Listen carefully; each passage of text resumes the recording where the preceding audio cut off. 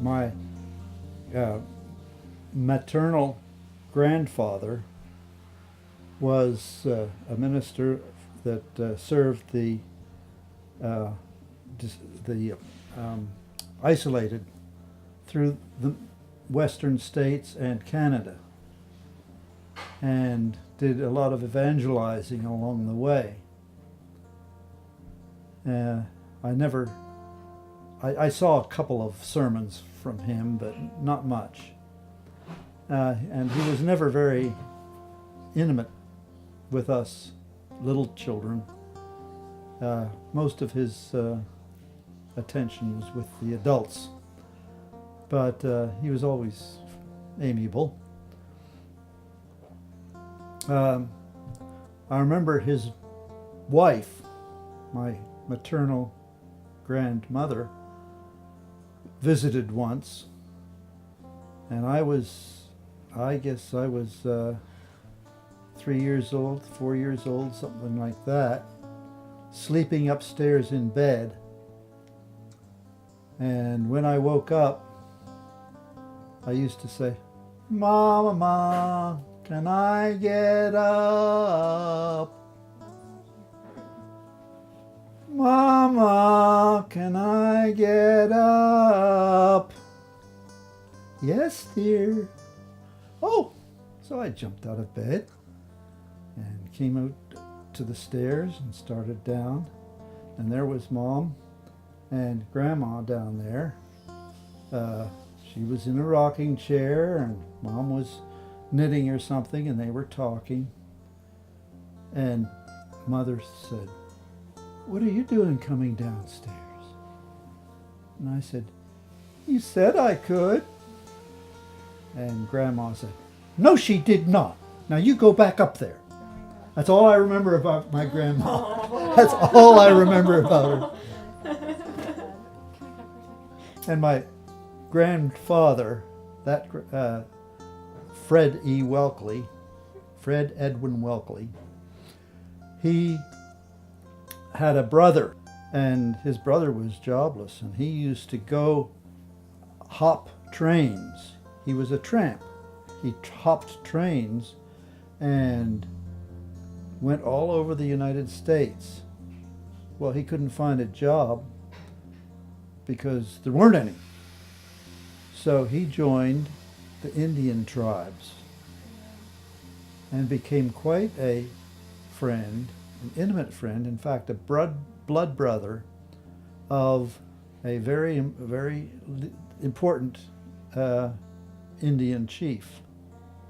And I don't remember his name or I don't remember the details of that, but a blood brother is where they actually exchange blood by slitting their wrists and holding their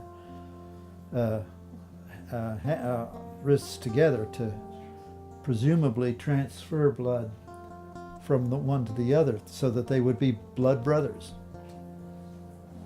Anyhow, years later, I saw him. He came to Wallenpopak, our summer camp or place, cabin, and he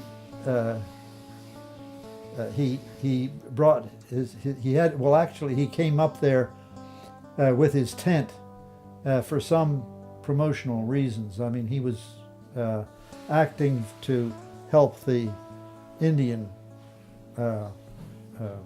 community, and he came and visited us and dressed Mom up as a squaw, and we had a great time. All of us smoking his peace pipe and all that kind of thing, wearing some of his headdresses and things. So I remember him too. That wasn't my grandfather. That was his brother. My grandmother, my paternal grandmother, was the one that my dad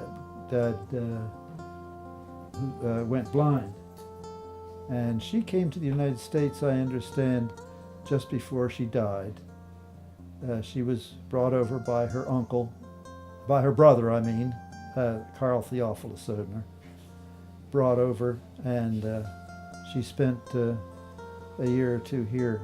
I don't know how long before she passed on. But Dad's father, my paternal grandfather, I don't know anything about. So his name was Lumberg, pronounced Lumberry in English.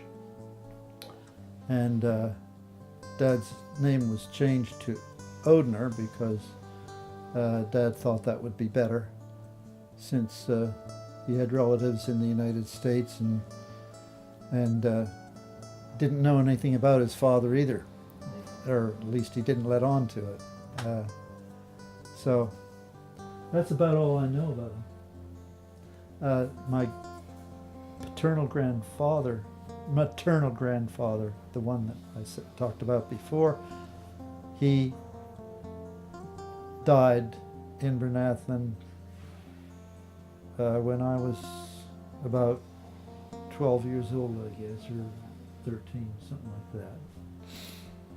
So I've outlived all my ancestors as far as I know. And all of my other brothers and sisters or children or anything too. So I'm the oldest one, to my knowledge, in my ancestry and family. But that's because I don't have enough information about the farther back ones.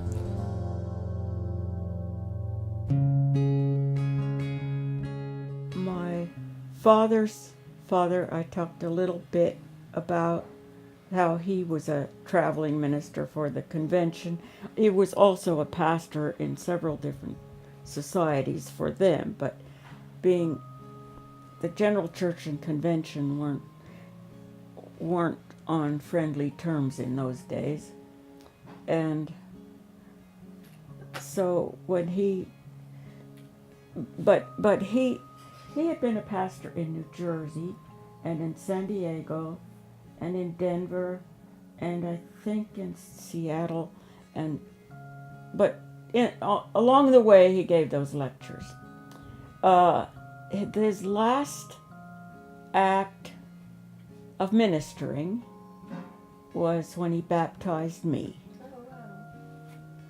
And that was a week after I was born. And he was on his deathbed, but he sat up on the bed and baptized his only granddaughter, his first granddaughter, and then he died. I don't know if it was the next day, but it was within a week of when I was born. So I didn't know him personally.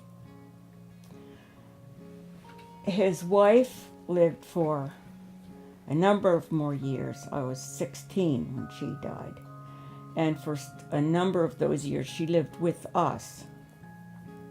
Because after he had died, she was dependent on Mother and Daddy. So when he could arrange for her to stay with someone else, she could live independently. But when that was no longer working, she came to live with us. And so I got to know her pretty well. And she was lame in one leg, so she had to have a cane or hobble along, have something to hang on to. But she would sit and read stuff out of the newspaper to me. She would, when anything that she thought would be of interest to us children, she would read it to us, save things for us. And when the twins were toddlers, I remember her sitting in her big chair and scraping apples. You didn't feed babies whole chunks of apple in those days. You scraped it off and gave it to them by the spoonful, mushy. And I remember her doing that. And she used to sing them to sleep, one on each side of her in her bed when they were little. And so some of the earliest songs I remember are the ones that, I don't know if they're earliest, but some of my childhood memories of songs are the ones she used to sing to them to put them to sleep. And but she loved keeping up with the news, so we got a paper. Actually, my brothers delivered papers all around town, so we naturally got a paper too. She was a fine grandmother. I didn't know either of them much, but we lived in the other half of it was two houses, 20 and 22.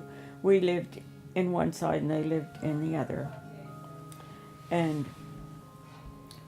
one thing I do remember about my grandmother was that she would let us come through. There was a door connecting the one house with the other that could be opened, or if you were renting it to somebody other than family, you could lock it and keep separate.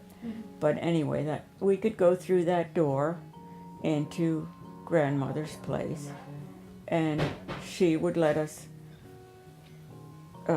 open the bottom doors of her sideboard, where she kept the sugar bowl, and she kept lumps of sugar in there.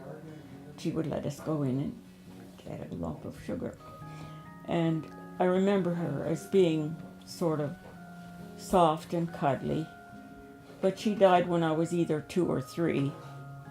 So I don't have much other memory of her than that.